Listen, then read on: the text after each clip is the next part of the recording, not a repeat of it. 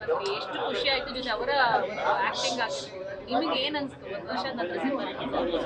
ಅಣ್ಣನ ಸಿನಿಮಾ ಮಾತ್ರ ಅಲ್ಲ, ನಾನು ಎಲ್ಲ ಕನ್ನಡ ಸಿನಿಮಾಗಳ ಅಭಿಮಾನಿ. ಎಷ್ಟೇ ಬ್ಯುಸಿ ಇದ್ರೂ ಎಲ್ಲ ಸಿನಿಮಾಗಳನ್ನ ನೋಡ್ತೀನಿ. ಆ ಥರದಲ್ಲಿ ಹೇಳೋದಾದರೆ ಈ ಸಿನಿಮಾಗೆ ಅಣ್ಣ ಒಬ್ಬನೇ ಹೀರೋ ಅಲ್ಲ, ಸಿಕ್ಕಾಪಟ್ಟೆ ಜನ ಹೀರೋ ಇದ್ದಾರೆ ಈ ಸಿನಿಮಾಗೆ. ಡೈರೆಕ್ಟ್ ತುಂಬ ಚೆನ್ನಾಗಿ ಹ್ಯಾಂಡಲ್ ಮಾಡಿದ್ದಾರೆ. ನಾರ್ಮಲ್ ಸ್ಟೋರಿಗಳನ್ನ ಹ್ಯಾಂಡಲ್ ಮಾಡೋದೇ ಕಷ್ಟ, ಅಂಥದ್ರಲ್ಲಿ ಈ ಥರದ್ದು ಒಂದು ಜಾನರ್ ಸಿನಿಮಾ ಇದೆಯಲ್ಲ, ಹೆದರ್ಸೋದು ತುಂಬ ಕಷ್ಟ. ಅದರಲ್ಲೂ ಚಿಕ್ಕಣ್ಣ ಮತ್ತು ಅಣ್ಣನ ಕಾಂಬಿನೇಷನಲ್ಲಿ ಅವರಿಬ್ಬರನ್ನ ಇಟ್ಕೊಂಡು ಒಂದು ಹಾರರ್ ಸಿನಿಮಾ ಮಾಡೋದು ಇದು ಸುಲಭವಾದ ಟಾಸ್ಕ್ ಏನಲ್ಲ. ಈ ಟಾಸ್ಕ್ನ ಅದ್ಭುತವಾಗಿ ತುಂಬ ಚೆನ್ನಾಗಿ ಹ್ಯಾಂಡಲ್ ಮಾಡಿದ್ದಾರೆ. ಅದರಲ್ಲಿ ಫಸ್ಟು ಮಾರ್ಕ್ಸ್ ನಾನು ಕೊಡೋದಾದರೆ ಡೈರೆಕ್ಟ್ರಿಗೆ, DOPಗೆ ಮತ್ತು ಮ್ಯೂಸಿಕ್ ಡೈರೆಕ್ಟರ್ಗೆ. ಅವರು 3 ಜನ ಒಂಥರ 3 ಶಕ್ತಿಗಳ ಥರ ಈ ಸಿನಿಮಾದನ್ನೇ ತೊಗೊಂಡು ಹೋಗಿದ್ದಾರೆ. They have done A super job.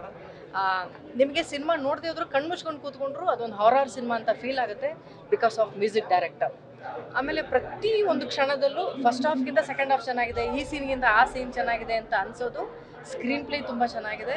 ಆಮೇಲೆ ಆ ಸಿನಿಮಾ ಒಂದು ಮೂಡಿಗೆ ಕರ್ಕೊಂಡು ಹೋಗುತ್ತೆ ಬಿಕಾಸ್ ಆಫ್ DOP. ಆಮೇಲೆ ಆರ್ಟಿಸ್ಟ್ಗಳಿದಾರಲ್ಲ, ಇವರಿಬ್ಬರು ಎಷ್ಟು ಸುಂದರವಾಗಿ ಕಾಣ್ತಾರೆ. ಈ ಥರದ ಸಿನಿಮಾಗಳಲ್ಲೂ ಆ ಅಪೀರಿಯನ್ಸಲ್ಲಿ ಆ್ಯಕ್ಟ್ ಮಾಡೋದು ಕಷ್ಟ ಇದೆ. ಆಮೇಲೆ ಅದಿತಿನೂ ಕೂಡ ತುಂಬ ಚೆನ್ನಾಗಿ ಆ್ಯಕ್ಟ್ ಮಾಡಿದ್ದಾರೆ. ಅಣ್ಣ ಚಿಕ್ಕಣ್ಣ ಅವ್ರದ್ದು ಕಾಂಬಿನೇಷನ್ ಜನ ಸಿಕ್ಕಾಪಟ್ಟೆ ಇಷ್ಟಪಡ್ತಾರೆ. ಅವರ ಕಾಮಿಡಿ ಸಿನಿಮಾಗಳು ನೋಡಿ ಜನ ಎಷ್ಟು ಇಷ್ಟಪಡ್ತಾಯಿದ್ರು, ಈ ಸಿನಿಮಾದಲ್ಲೂ ಅಷ್ಟೇ ಇಷ್ಟಪಡ್ತಾರೆ. ಈ ತಂಡಕ್ಕೆ ನಾನು ತುಂಬ ಹೃದಯದ ಏನು ಹೇಳ್ತೀನಿ ಶುಭಾಶಯಗಳನ್ನ ತಿಳಿಸೋಕ್ಕೆ ಇಷ್ಟಪಡ್ತೀನಿ. ಕನ್ನಡಿಗರು ಅವರಿಬ್ಬರನ್ನೂ ಅಂದ್ಕೊಂಡು ಬರ್ತಾರಲ್ಲ ನಗಿಸ್ತಾರೆ ಅಂತ, ನಗಿಸೋದ್ರ ಜೊತೆಗೆ ಫ್ರೀಯಾಗಿ ಹೆದರ್ಸ್ತಾರೇನೂ ಕೂಡ. ತುಂಬ ಚೆನ್ನಾಗಿದೆ. I really enjoy. ಶರಣ ಅವರು ಹೇಳ್ತಾ ಇದ್ರು, ಅಂದ್ರೆ ನನಗೆ ಎಲ್ಲ ಜಾನರಿಗಿಂತ ಹಾರರ್ ಜಾನರೇ ತುಂಬಾ ಇಷ್ಟ, ನಮ್ಮ ಫ್ಯಾಮಿಲಿಯಲ್ಲಿ ತುಂಬಾ ಇಷ್ಟಪಡ್ತಾರೆ. ನಾವು ತುಂಬಾ ಅಭಿಮಾನಿಗಳಿದ್ದೀವಿ ದೇವರ ಸಿನಿಮಾಗೆ. ಇದೀವಿ ತುಂಬಾ. ಎಷ್ಟು ಎಂಜಾಯ್ ಮಾಡ್ತಾ ಇದ್ರು ಕೂತ್ಕೊಂಡು ಅಂತ ನೀವು ನೋಡಿದಾಗ? ಸಿಕ್ಕಾಪಟ್ಟೆ. ಯೂಶಲಿ ನಾವು ಮನೇಲಿ ಡಾಕ್ಯುಮೆಂಟ್ರಿಗಳನ್ನೆಲ್ಲ ನೋಡ್ತೀವಿ, ಅಷ್ಟು ಅಭಿಮಾನಿಗಳು ನಾವು. ಹಾಂಟೆಡ್ ಆ ಸಿನಿಮಾಗಳನ್ನ ನೋಡೋದು, ಡಾಕ್ಯುಮೆಂಟ್ರಿ ನೋಡೋದು. IMDb ರೇಟಿಂಗ್ ಎಲ್ಲ ಮುಗ್ದೋಗಿ 3.5 ಇವನು. I really enjoyed. ಎಲ್ಲರೂ ಎಂಜಾಯ್ ಮಾಡಿದ್ವಿ. ಅಫ್ಕೋರ್ಸ್ ನೀವು ನೋಡಿರೋರು ತುಂಬ ಜನನೂ ಎಂಜಾಯ್ ಮಾಡಿರ್ತೀರ ಅಂತ ಅಂದ್ಕೊಳ್ತೀನಿ.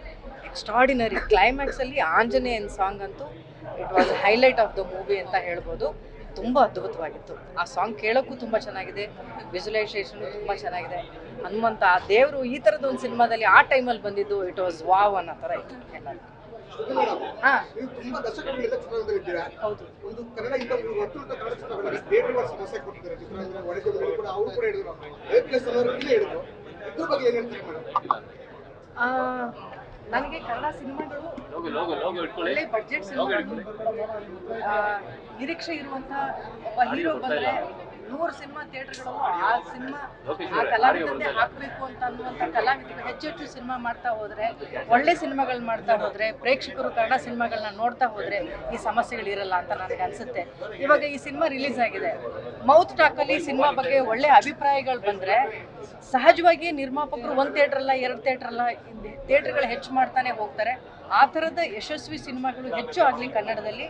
ಕನ್ನಡಿಗರು ಆ ಥರದ ಸಿನಿಮಾಗಳನ್ನು, ಈ ಥರದ ಸಿನಿಮಾಗಳನ್ನು ಹೆಚ್ಚು ಯಶಸ್ವಿಗೊಳಿಸಲಿ ಅಂತ ನಾನು ಹೇಳ್ತೀನಿ. Okay, all the best.